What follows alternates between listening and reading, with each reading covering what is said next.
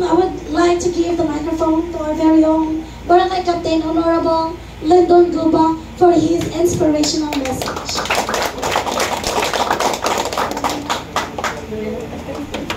Mayong hapon sa tanan. Mayong hapon. Pero may kita surprise sa iyo. Wala ko yung program pero abi na ko butambong lang ko. No? Pero una sa tanan, mayong hapon. We would like to acknowledge the presence sa mga tao behind aning inyong graduation. To start, atong angay pasalamatan ang atuang Badak Pokal and the Barangay Secretary. Tungod nila, sila may ni-drive. Dili si Kapitan man ni-drive. Sila may namusog, ana. Akong role ragyod as Kapitan is to support any program, any activity sa barangay. But, magsige rin dyan kong follow-up sad, unsa na'y kahintang. Si Nining Cortez and Secretary sa atong barangay, Mel Maria. Nga sa duman nga nato, tugihan dyan kayo ang mga konsihal, pag dumamasipyat, pagpili ang mga tawanan. Niya si Cons Efren Pinote, niya po si Cons Discol Molon, niya po ng atong mga representative nga active dyan kayo, andam sa kanunay nga musuporta from DSWDO, CSWD, niya po ng atong sa DILG, Department of Interior and Local Government, niya po ng atong sa close-up, niya po ng atong sa police, no?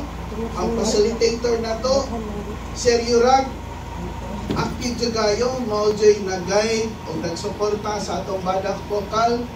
Niya po ng atong hepe sa Barangay Tanod o DTSO, si Chief Masyado. Niya po ang atong akong kuya, no? Si Police Major Master Kalinis, igagaw ka na silang Pinote. Nagagaw na sila. Kalinis ang Pinote. Nagagaw din. O mga kalbanan sa tulis na niyagaw, ilang presensya na agad kanunay sa Barangay Pahod to maintain the peace and order. O sa ato ang mga kaubanan sa buhat dito sa Barangay Paho, mayong hapon sa tanan. Ang ako lang yun nga mahatag nga mensahe. Kasagaran, kaila kay nako, no? Kaila kay nako. But akong saludo kaninyo kay tungod tao naman ta. Usay masitya ta, masimang taglaing agianan, pero at least you have that kind of kanabang direction and dedication to change. Ang pagbago. Ang barangay o ang atong mga ahensya sa gobyerno andang ragyod, no? Paggiya, pagsuporta para sa inyong kabaguhan. So, dili, kung nasitya ka, dili na sa pasabot nga mo na ni katapusan sa atong kinabuhi. Kundi, there is something that we have to change. There is something that we have to learn from on the previous. No? Kung sa itong, what was done in the past, it's all done. Let's forget it. Ato to kalimtan.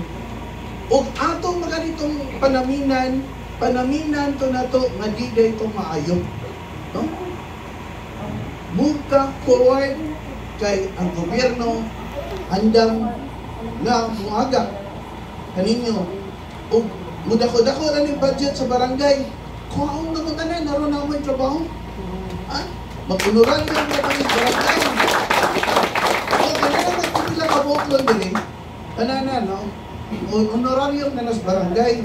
Pero dili palang yung mahakop ni Captain ang tanan, kay tungod nga daghang lisod. Nayuban na ni, ako nagipangsaran.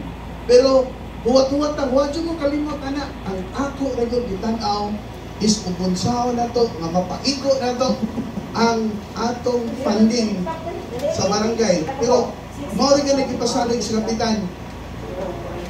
Kada adlaw napay matuod si kapitan. Hatag personal na. Ang kuyawan ako sunod, inikuot, buslot na akong bulsa, itlog na yung makutan.